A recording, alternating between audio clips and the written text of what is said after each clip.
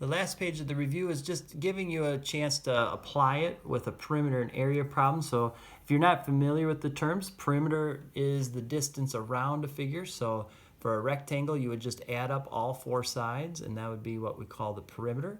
The area of a rectangle is what happens when you multiply the length times the width. To multiply the two sides together, you would get the area. So for 29, we're saying that we have a rectangle. One side is 10x and one side is 3x plus 5. First thing we're asked is, what's the perimeter? Well, if this side is 10x, the opposite side has to be as well. That's how rectangles work. And same thing here.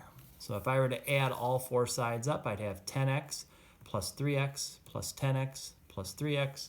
That would give me 26x. And then I'd have 5 plus 5, which would be 10. So the perimeter around there would be 26x plus 10.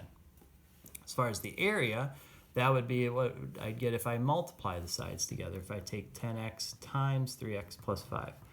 Technically, that is the area. If we want to go a little bit further, we could multiply it out and get 30x squared plus 50x.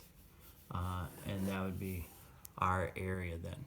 Okay, so that's just giving us an idea of what area and perimeter means. So then when we get to 30, now it tells us the area is this, and one of the sides was that. So if I make a little rectangle here, the area is m squared minus 5m minus 50, and one of the sides is m minus 10. Now if you figured this out on your own, good for you. The other side times m minus 10 gives us this. So if we think about like factoring that, breaking that down, we'd factor it into its two factors. So m squared minus 5m minus 50. I'm asking myself, what two numbers multiply to equal negative 50 and add to equal negative 10? Or negative 5? Well, one of them is negative 10, and the other one is positive 5. Negative 10 times 5 is negative 50. Negative 10 plus 5 is negative 5. There's the side they gave us, m minus 10. So there's our other side, m plus 5. That's the other side that we were missing. Now, what's the perimeter then of the rectangle? Well, that'd be all of them added together. So I go ahead and repeat here. M plus m plus m plus m is 4m.